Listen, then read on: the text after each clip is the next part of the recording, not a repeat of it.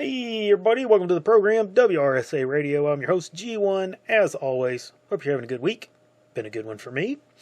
Let us jump right into the show today because we got a doozy of a topic. As you all are no doubt aware, there is a government shutdown going on. Yesterday, once again, Congress tried to end this nonsense by voting on yet another continuing resolution, and the Democrats voted against it. Now, setting aside the whole BS about continuing resolutions rather than, an actual budget, and while we've not had an actual budget for over a decade, what we want to talk about today is the fallout from this shutdown. When we were a couple of days into this current shutdown, I posted over on Gab that my life had not actually changed at all, so I was not in any way noticing this lack of government. Much to our detriment, there are people out there who are almost completely dependent on government handouts for their day-to-day life. And I say detriment because we should not be in this situation. We should not be structured like this. The people who truly need this kind of assistance, like people who are, really physically disabled or mentally disabled or handicapped or whatever term you want to use, they should be able to obtain their assistance from, real, actual private charities or a functional government program. Now, I was once very, completely against these kinds of government programs, but after really thinking about it, really seeing how corrupted and disgusting many of these charities are, I realized that the corruption is everywhere, and we can't be completely dependent on private organizations. There are plenty out there that are well-ran and well-meaning and doing what they're supposed to be doing or what they espouse to be doing. But there are also plenty that are just money funneling operations. So we can't be completely dependent on those private organizations. There'll need to be some very tightly controlled and audited social programs, and those are fine as limited options for people who are, just find themselves in between situations. Okay, those are fine when they're not abused. But I digress there, pardon me. Moving beyond the people who really are in need, the vast majority of the people living on these social programs are degenerate, worthless parasites who have no redeeming value to society. They exist solely on the taxpayer's livelihood. They contribute nothing to society and take everything from it. And we are much, much, much the worse for allowing them to share our civilized space and feed off of our wealth and take advantage of our compassion. Well, as of November the 1st, the government shutdown will begin to hit these people. And while I generally feel for the people who are legitimately in need and, through no fault of their own, are incapable of providing for themselves, I have nothing but utter disdain for these parasites, the professional moochers who rob us every month. These people are up in arms on social media. They're just losing their freaking minds. And it's the usual suspects, the EBT crowd, the Kangs and Quains. They've been posting video after video on TikTok and X and other places, detailing how they are going to get their food regardless of the balance on their EBT card. They plan to walk right into the stores, fill up their bags, their baskets, their clothes, with junk food and slop, and just simply walk right out the door without paying. And woe be to the hapless shift worker who tries to stop them. They are just outright threatening violence towards anyone who would dare intervene in their criminal actions. And they blame President Trump. How dare President Trump cut these burgeoning doctors and engineers off from their stream of other people's money. Doesn't he know that Thanksgiving is coming up? And one of these scumbags had the audacity to post a video expressing that he was not going to work, that we worked for him. It was our responsibility to pay for his children and to fund his lifestyle. And that one to me takes the cake, honestly. It is the most maddening and frustrating of the whole bunch. You know, I expect kind of these delusional rants from these welfare women with 7 kids, that they've demonstrated their inability to feel shame. It's just kind of inherent in their makeup that they cannot make rational decisions, and that having, you know, multiple children out of wedlock with multiple fathers is consistent with that mindset. So I expect that kind of insanity from them. What is head scratching is that men would allow themselves to utter the words that it was somehow someone else's responsibility to care for and provide for their children. And he didn't even have the excuse. You know, it's perfectly legitimate to say, hey, there's an insane woman out there who will not allow me to see my children, and I can't even contribute. I get that. I've seen that happen before with people that I know. I understand that that's going on. This guy doesn't even have that. He just flat out states that he is not going to work to provide for his family, that we work for him and we should be providing for his family.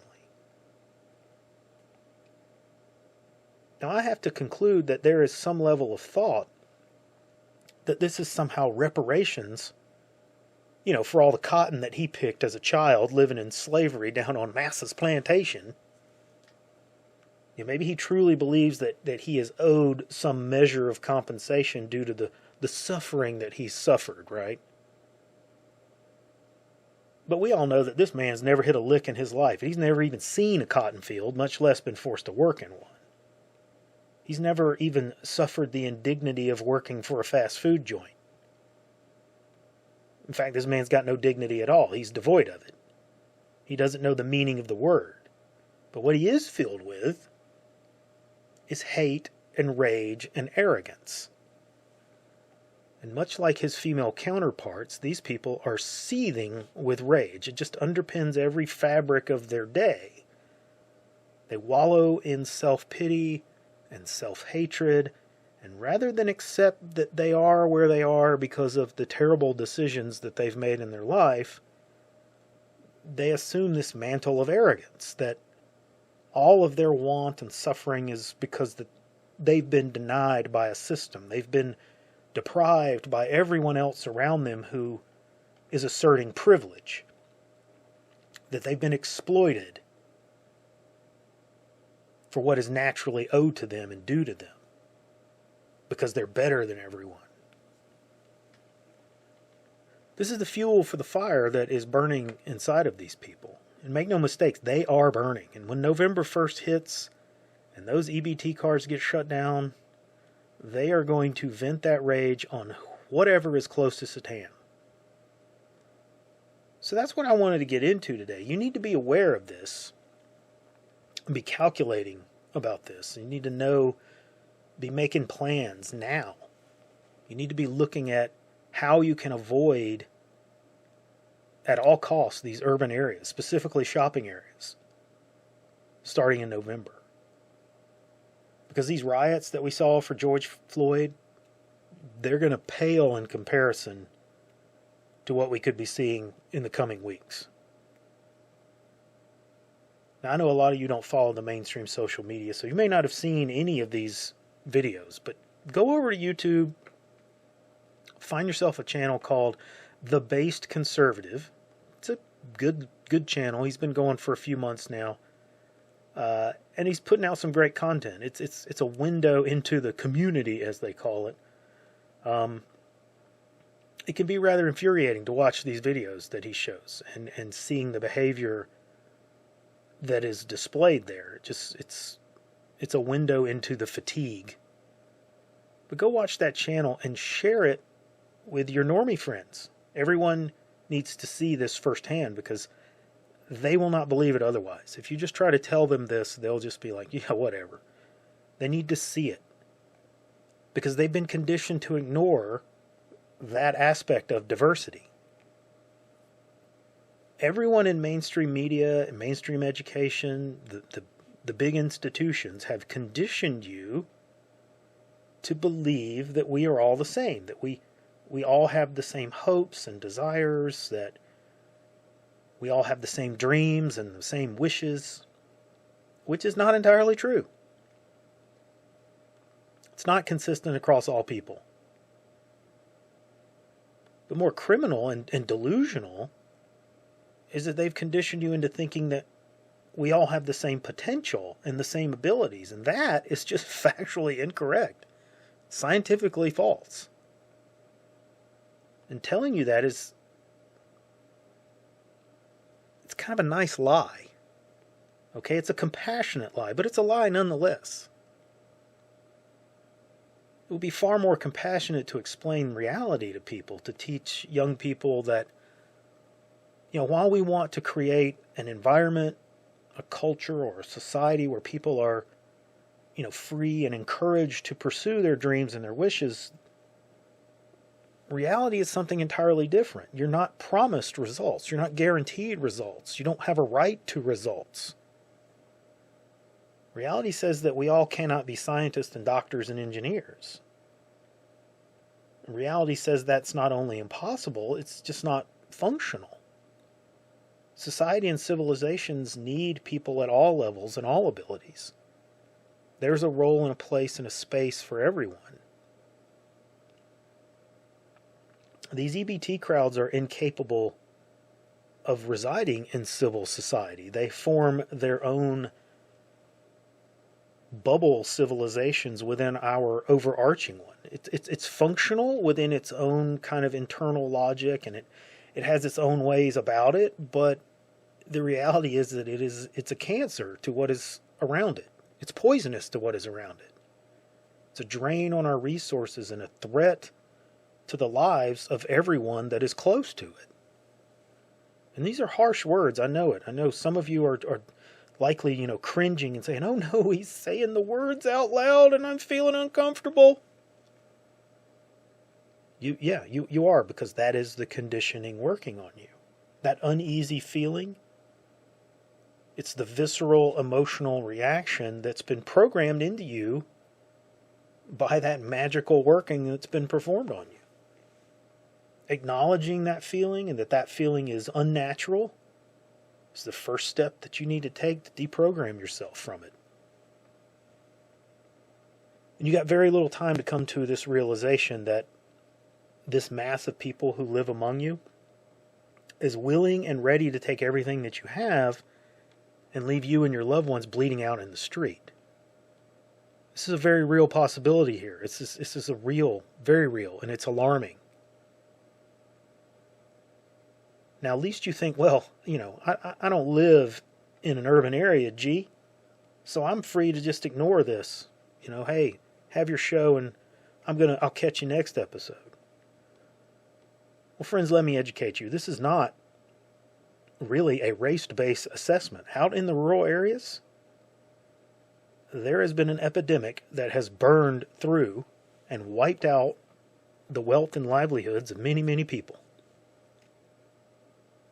Many people who look just like you are living on the public dole, just like the ghetto crowd.